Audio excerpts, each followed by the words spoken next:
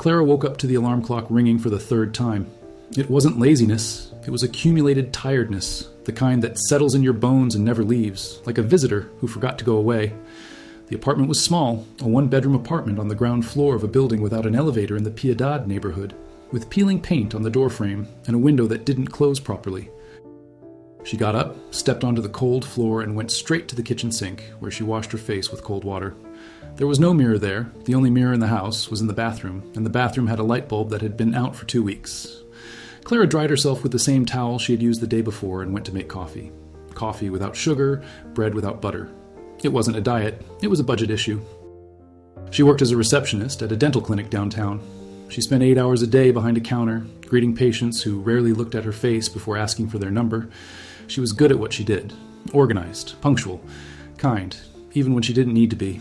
But nobody noticed. The dentists passed her by as if she were part of the furniture. Patients forgot her name before even sitting in the chair. Clara was one of those people who operate in silence, who keep the gears turning without being visible in the machine. That afternoon, her friend Renata sent a message with a link. Blind date, Saturday, nice restaurant. I'll go, you go too, no excuses. Clara read it 3 times. She didn't reply immediately. Not because she didn't want to, but because the idea of sitting across from a stranger and being evaluated in real time made her stomach clench. She couldn't remember the last time someone had looked at her with curiosity, with the desire to know more. The men who crossed her path always seemed to be looking at something else, or at someone more interesting right behind her. He replied, okay, and regretted it the next second. Saturday arrived with the speed of things we fear. Clara had spent the entire day on an extra shift she'd accepted to cover for a colleague. She left the clinic at 6 in the afternoon with heavy legs, swollen eyes, and clothes smelling of alcohol and latex. She needed to shower, get ready, do something with her hair, find a dress that wasn't wrinkled. But when she got home, the water tank was empty. The building had this problem every 2 weeks. She heated what was left of the water in a pot, took a quick, incomplete shower, put on dark jeans and a green cotton blouse she'd bought on sale. It wasn't ugly, it was simple. It seemed like someone who wasn't trying to impress, because he really wasn't. When she looked at the clock, there were 20 minutes left. The restaurant was 40 minutes away. She grabbed her bag, locked the door, and practically ran out. On the bus, while holding onto the handrail, she realized she hadn't put on any makeup. No mascara, no lipstick, no foundation, nothing. Her face was just a face. Freckles, dark circles, short eyelashes, pale lips. She felt a wave of shame that started in her chest and rose to her ears. She thought about getting off at the next stop and going back home. She thought about inventing a headache, an emergency, anything. But Renata was already there, and Clara hated breaking promises. The restaurant was unlike any place she had ever been. The lights were low and golden. The tables had small candles. The waiters wore dark aprons and spoke in a low voice. Clara felt out of place even before sitting down. She met Renata at the entrance, who was already with her date, a bespectacled young man who laughed at everything. "Your date is in there," Renata said, pointing to a table in the back. "He's handsome. Relax." Clara didn't relax. She walked to the table as if walking down a hospital corridor. And then she saw him. He was sitting with his back straight, his shoulders broad, a white linen shirt with the sleeves rolled up. His hands were crossed on the table, his chin slightly tilted, and his dark eyes seemed accustomed to observing before speaking. He was handsome, not in a scandalous way, but in a way that made you look twice. Clara sat down opposite him and tried to smile. He extended his hand. "Daniel." His hand was firm, warm. "Clara." Hers trembled. The first few minutes were too quiet. Clara asked for water. Daniel ordered wine and said she could choose whatever she wanted. She chose the cheapest dish on the menu, a habit that had nothing to do with the restaurant, but rather with a lifetime of calculating before desiring. He noticed, but said nothing. He simply ordered 2 appetizers to share, as if it were the most natural thing in the world. Clara didn't know who he was. She hadn't looked up his name, hadn't asked Renata, and Daniel hadn't said. He talked about books, about a road trip he'd taken through the interior of Bahia, about the sound of rain on a tin roof. Clara listened as if she'd found a radio station she thought no longer existed. Gradually, without realizing it, her hand stopped trembling. She talked about the clinic, about the crowded buses, about how sometimes she would spend 20 minutes staring at the ceiling before falling asleep, trying to remember something beautiful that had happened that day. He didn't laugh. He didn't look away. He didn't look at his cell phone. He listened as if what she said was the only thing that mattered in that room. At one point, Clara touched her own face and said, almost without thinking, "Sorry about my appearance. I rushed out of work. I didn't even have time to get ready." He looked at her with an expression that Clara couldn't immediately decipher, something between surprise and tenderness. "You don't need any apology," he said simply. It wasn't a rehearsed compliment. It was a phrase spoken with such firm sincerity that Clara felt her eyes burn. She looked away, pretended to be looking at the waiter, and swallowed the lump that was forming in her throat. The evening continued with a lightness that Clara hadn't expected to feel. They walked after dinner, something she hadn't done with anyone in a long time. He walked slowly, at her pace, and seemed to be in no hurry to go anywhere. When they reached a park bench, they sat down and watched the cars go by in silence. "I enjoyed talking to you," she said, as if admitting something that had taken courage. "Me too," he replied, and there was something in his voice that seemed to say more than those two words suggested. On Sunday, Clara woke up to a message from him. "Good morning, Clara. I've been thinking about your story about the ceiling. I hope you have something nice to remember today." She read it 4 times. No one had ever paid attention to that detail before. The following days were strange, not in a bad way, but in a way Clara couldn't classify. Daniel always called at the same time, asked about her day, told her little things about his. He never talked about work. He never mentioned money. Clara began to save the good moments of the day to tell him at night, like someone picking out beautiful stones found along the way. 2 weeks later, Renata called. "Clara, you know who Daniel is, right?" Clara frowned. "The Daniel from the meeting. Why?" Renata was silent for a moment. "Clara, he's Daniel Menezes, the businessman. He owns that hotel chain. He's in magazines. He's always at those gala events, that sort of thing." Clara felt the ground shift beneath her feet. It wasn't fear. It wasn't excitement. It was the precise sensation that something that seemed possible suddenly seemed absurd. She didn't call him that night, nor the next. On the 3rd day, he sent a short message. Did something happen? She replied that she was tired. It was a lie, and he probably knew it. On Friday, he appeared at the clinic door. Clara was organizing the patient files when she heard his voice at reception. She stepped out from behind the counter and found him standing there, wearing the same linen shirt, with the same calm eyes, as if he were in the most normal place in the world.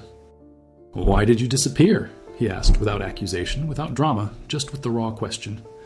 Clara looked at her own shoes. They were the same shoes she wore every day, worn at the soles, with the stitching giving way. "Because I'm not from your world, Daniel," she said. The sentence came out so softly that he had to take a step forward to hear it. He remained silent for a time that seemed far too long. Then he said something that Clara would carry with her for a long time. "I spent 5 years surrounded by people from my world, and none of them asked how I slept at night. None of them spent 20 minutes staring at the ceiling trying to find something beautiful. You were the first person in a long time who made me feel that I didn't need to be anything other than who I am." Clara looked up. The clinic lobby was empty, the fluorescent light flickered, and the air smelled of disinfectant. It wasn't a movie set. It wasn't a sunset terrace. It wasn't a balcony with candles. It was the most ordinary place in the world. And yet, something happened there that couldn't be put into words. A silent understanding, a mutual surrender to what was simple and true. She didn't answer with words. She simply took a step towards him, and he understood. In the months that followed, Clara's life didn't change overnight like in stories that sell fleeting illusions. She continued working at the clinic. She continued taking the bus. She continued buying coffee without sugar. But there was something different about her. A new quietness, which wasn't resignation, but presence. Daniel didn't try to transform her into someone else. He didn't offer money as proof of love. He didn't take her to events to show her off like a trophy. He did smaller, infinitely more difficult things. He listened, he remembered, he showed up.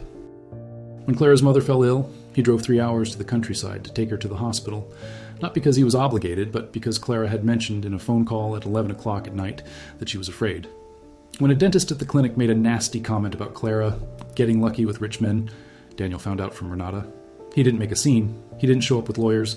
He simply asked Clara that night if she was all right. And when she said, "I'm used to it," he held her hand and said, "But you shouldn't be." There was a dinner months later at his family's house. Clara wore her best, which was still not enough by the standards of that room. Daniel's mother looked her up and down with that kind of smile she uses to analyze before welcoming someone. Dad shook her hand with cold politeness. Her sister said almost nothing. Clara ate in silence, answered when asked, and didn't try to be anything she wasn't. When they left, she cried in the car, not from sadness, but from exhaustion. The exhaustion of existing in a place where her presence needs to be justified. Daniel pulled the car over to the side of the road. He turned off the radio. He waited. When she finished crying, he said, "You don't need to win anyone over. You've already won me over. The rest is their problem, not yours." Clara looked at him for the first time without any layer of protection on her face. No makeup, no rehearsed smile, no attempt to appear stronger than she was. He saw everything, and he stayed. It was Daniel's sister who changed first. She approached Clara one Saturday morning, unannounced, and asked for help choosing a gift for her sick daughter. Clara suggested a coloring book and a jar of homemade soup. Her sister looked at her as if it were the first time she had truly seen her. "You're different from what I imagined," she said. Clara smiled slightly. "People usually are."